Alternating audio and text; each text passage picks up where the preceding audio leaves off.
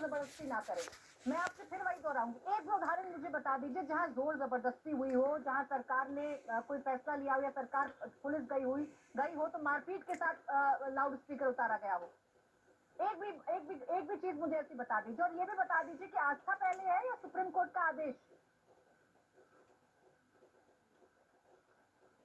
मैंने बिल्कुल तो कहा आपसे कि भाई भारतीय जनता पार्टी के लिए तो सबसे पहले अपनी सहूलत है। अगर उनको लगता है कि आस्था पहले है तो वो उसकी बात कर देते हैं, संविधान को एक तरफ ताक में कर देते हैं। एक तरफ लगता है कि अब संविधान की बात करनी है तो फिर वो संविधान की बात करते हैं। यही तो इनकी परेशानी है। दिक्कत ये है कि वो जिस ओथ पे वो हलफनामा लेके बात करते हैं ना, वो उससे घूम जाते हैं। आप देखिएगा उनके बीजेपी का पक्ष रखने के लिए आए क्या? तब उनको याद नहीं आता कि संविधान जिम्मेदारी है। दानिश कुरैशी जी, मैंने आपसे पूछा था अब बीजेपी क्या चाहती है ये तो बताने के लिए प्रेम सिंह जी काफी है, लेकिन आप क्या चाहते हैं ये बताने के लिए तो आपको बुलाया ना मैंने। AIMIM क्या चाहती है ये बताने के लिए मैंने आपको इनवाइट किया है। अब आप बीजेपी क्या चाहती है ये बताने लग जाएंगे तो क्या फायदा आपको चर्चा में बुलाने का? आप बताइए ना। एक मिनट, बहुत गोल बातें हो गई, 1 मिनट रुकिए। आप मुझे बताइए, दानिश कुरैशी के हिसाब से ये देश आस्था से चलेगा या ये देश चलेगा सुप्रीम कोर्ट के द्वारा पारित आदेश और संविधान से? मुख्यमंत्री के तौर पे दानिश कुरैशी जी, अगर आप सुनेंगे नहीं तो मजबूरन मुझे आपकी आवाज को थोड़ा कम करवाना पड़ेगा। अगर आप चाहेंगे कि गोल घुमाकर डिबेट को डिबेट कर देंगे तो ऐसा तो नहीं चल पाएगा। अच्छा ठीक है, मैं आगे बढ़ रही हूँ। आपके पास मेरे सवाल का जवाब है नहीं, आप सुनना नहीं चाहते और सवालों से भागना चाहते हैं। आज की खबर से खबरदार, देश संविधान से चलेगा, आस्था और अकीदे से नहीं। बहुत खूब प्राची जी ने जो कुछ कहा वो अपना उसने कर्तव्य निभाया कि वो हर तरीके से इंडिया टीवी जो है मोड़ तोड़ कर बात वहाँ पहुँचा देती है जिसमें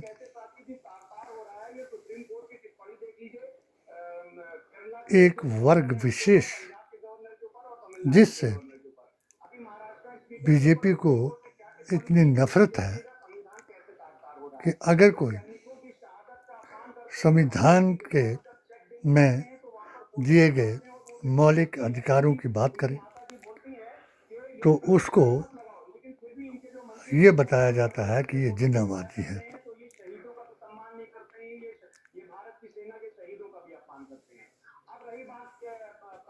ये बहुत हैरानकुन बात है कि संविधान से अगर देश चलता होता तो 2013 के बाद आदरणीय प्रधानमंत्री मोदी जी महान एक धर्म विशेष का नाम लेकर के ऐसी बात न करते जो हर जात जमात और धर्म के नाम पर लोगों को ठेस पहुंचाती, जो इन्होंने इस 4 स्टेटों में किया और अब 5वें स्टेट में 4 स्टेटों में इन्होंने कन्हैया कुमार का फोटो नचाया, मुसलमानों को अर्बन नक्सली बताया और नेहरू गांधी खानदान और पाकिस्तान को देशद्रोही बताया। कोई शक नहीं, पाकिस्तान नाम की इस्लामिक स्टेट है जो गुस्ताखे रसूल ने बनाई थी और आज वो उसका खमियाजा भुगत रहे हैं। इनको इनसे एलर्जी इसलिए है कि ये कामयाब नहीं हुए। सरदार पटेल जी, महात्मा गांधी जी, पंडित जवाहरलाल नेहरू, डॉक्टर राजेंद्र प्रसाद, इनकी वजह से ये कामयाब नहीं हुआ। और जिस जमात ने पाकिस्तान बनाया तो तो उस जमात वालों ने हिंदुस्तान आज़ाद होने के बाद हाई कोर्ट फैजाबाद में सुन्नी वर्सेस वहाबी के फैसले के बाद मौलाना अब्दुल कलाम आज़ाद का नाम अपने रजिस्टर में लिखाया और भारत में उस शिक्षा का तरीका मदरसों में सिखाया कि जो विदेशी तर्ज पर शिक्षा दी जाती थी। और हजूर की इस ऐलान से गुस्ताखी करती थी, जिसमें आपने कहा कि जिसकी जुबान से, जिसके किसी शरई अहकाम से और जिसके किसी दुनियावी काम से पड़ोसी को रंज पहुंचे, वो मुझसे नहीं है। इसलिए ये डिक्लेयर कर दिया फैजाबाद हाई कोर्ट ने भी और ऑल इंडिया सूफी सुन्नी और सनातनी जमात ने भी कि ये लोग जो हैं वो गुस्ताखे रसूल हैं। और बैन लगाने के बाद सरदार पटेल ने और भारतीय सनातनी हिंदुओं ने, जिन्होंने सनातन और इस्लाम को भारतीय संस्कृति की दो आंखें समझा, उन्होंने भी इनको गौरसेवादी हिंदुओं का दर्जा दिया, इसलिए इनको बैन किया।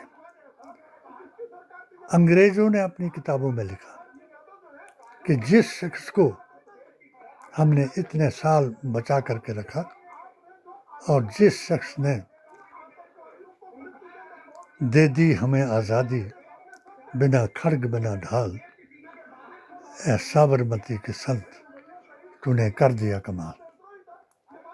जो उसको बर्दाश्त नहीं कर सके और जिनके लिए उसने जान गंवाई, अब उनको क्यों बर्दाश्त करेंगे, क्योंकि ये सत्ता में हैं। अब तेलंगाना का चुनाव हो रहा है और जो लोग ये कह रहे हैं कि प्राची जी ने जो कहा कि संविधान, मुझे ये मालूम नहीं कि इनका संविधान क्या है और इनकी नज़र में मुसलमान क्या है। अब जिस को ये उस पर बुलाते हैं बहस के लिए, मैंने तो 2008 से जब अजमत औलिया कॉन्फ्रेंस में हमारे वलियों की तौहीन करने पर मोदी जी के तीसरे शाह का विश्वास खो दिया और इन्होंने खुद ही कानून बना करके उनका उल्लंघन करवाना शुरू कर दिया और जो गुस्ताखे रसूल थे वो तिलक लगा करके लब जिहाद करके इनके साथ हो गए। और इन्होंने सबसे बड़ा मुसलमानों का लीडर जो था वो अरशद मदनी को बता दिया और मुसलमानों का नाम कोरोना रखा दिया। और हम जैसे लोगों पर हमें कट्टर बता दिया गया। कट्टर इसलिए कि हम लब जिहादी, मुर्ता, हलाला, धर्म परिवर्तन, धर्म वापसी, बातिल, यजीदी, नजदी, वहाबी और शराबी को हम मुसलमान नहीं समझते, क्योंकि हुजूर ने इनको नाअहल बताया और हम इनकी इक्तदा को भी हराम समझते हैं। अब इन्होंने हराम हलाल का भी जो मसला चलाया वो भी इनकी देन है, क्योंकि जब इन्होंने सबसे बड़ा हलाली जिनके ऊपर हमारे हजारों फतवे थे इस गुस्ताख रसूल की जमात के अकाबिर को बताया, तो उसने हलाल हराम के नाम पर भी बहुत सा पैसा कमाया। और जिसको हम हराम समझते थे, जिस जबिये को हम हराम समझते हैं कि जिस जबिये में सुन्नत तकबीर हजरत इब्राहिम खलीलुल्लाह की ना हो, जिस जबा को या रसूलुल्लाह से जबा ना किया जाए, वो जबिया कुरान के मुताबिक कि तेज धार से काटा हुआ और खून का बह जाना हलाल है, जैसे कि अहले किताब का जबिया हलाल है। अब अहले किताब का जबिया हमारे आकाए दो जहां रसूलुल्लाह सल्लल्लाहु अलैहि वसल्लम के मुताबिक हलाल नहीं। क्यों? कि आपको अल्लाह ने सूरह अल इमरान की 100वीं आयत में बता दिया कि तुम अहले किताब की बात पर यकीन ना करो ताकि तुमको ये मुसलमान की बजाय काफिर ना बना दे। यही बात आज इस बहस में तेलंगाना के लिए जो चली हुई है, तो चार स्टेप आज लिए बीजेपी ने, और हिंदुत्व के जो ठेकेदार हैं अमित शाह जी, योगी जी और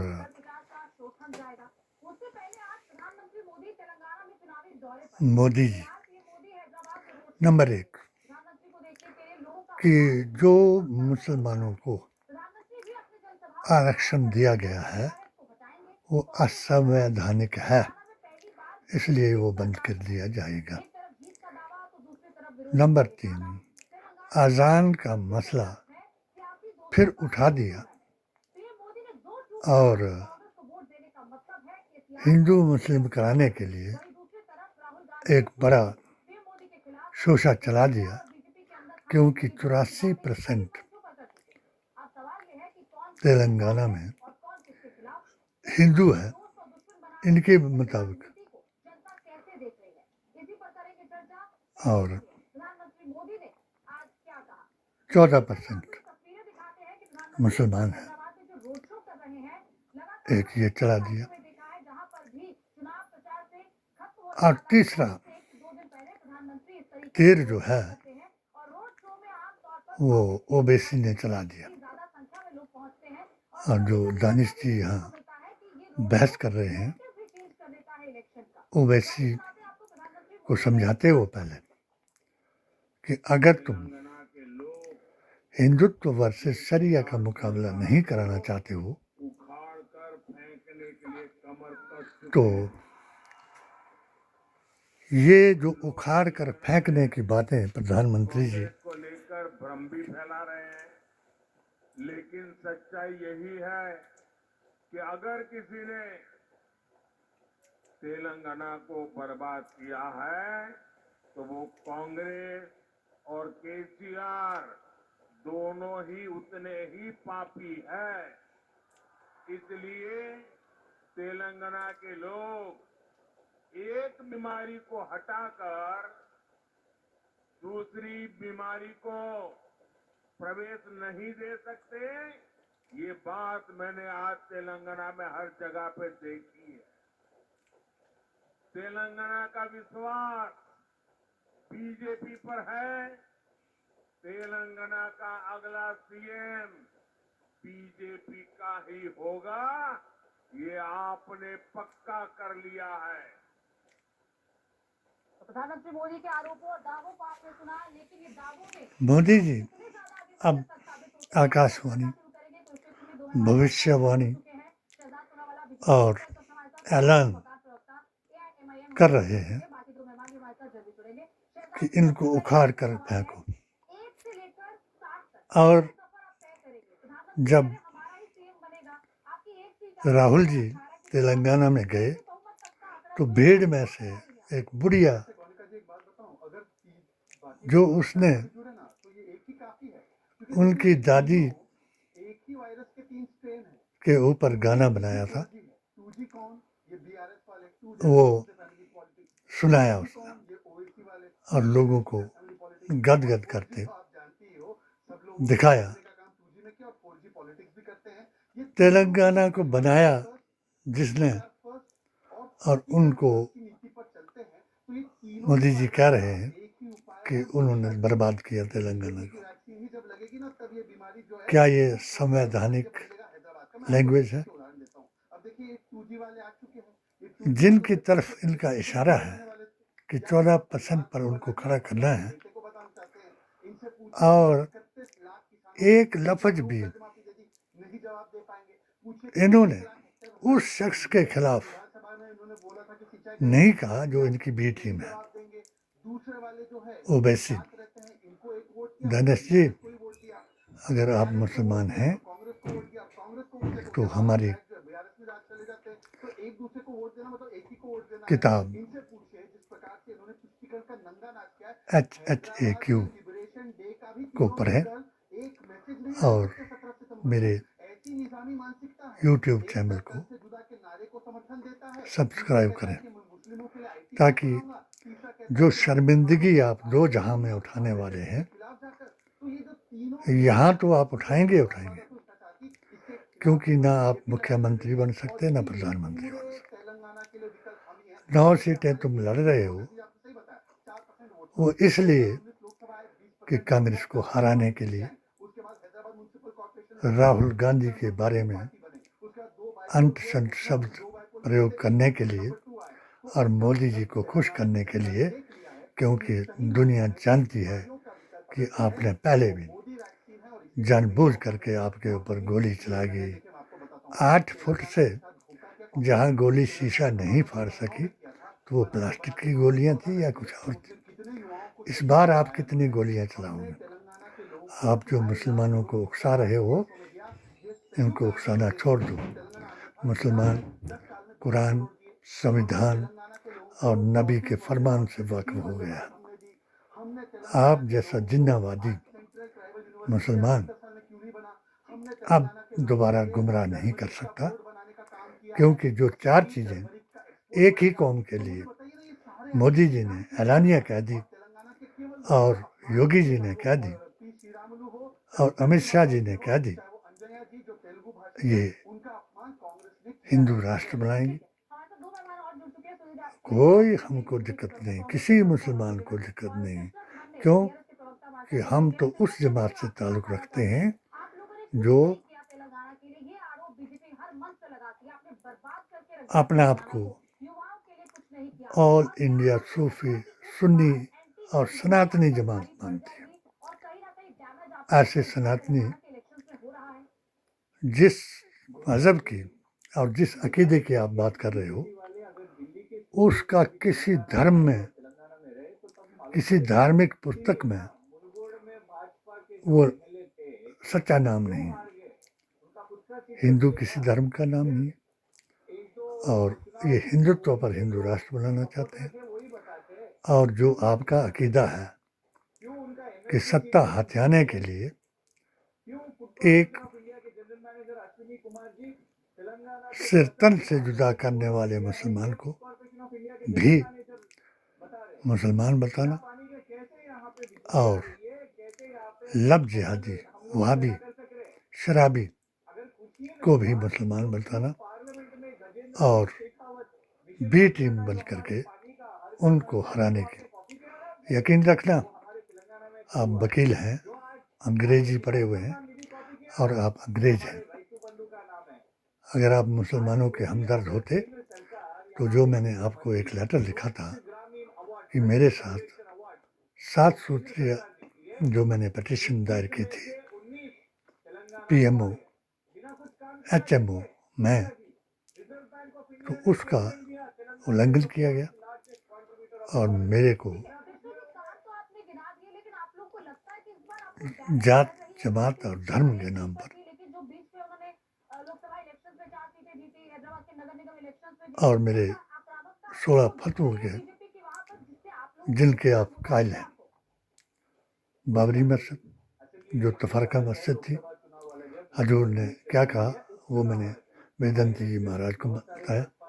नंबर 2, बुरके के ऊपर जो आपने कहा कि लड़कियों से अल्लाह अकबर कराया, और मैंने हनफिया मजहब को के बारे में आपको बताया कि हनफा जो थी वो इमाम हनीफ की माँ थी,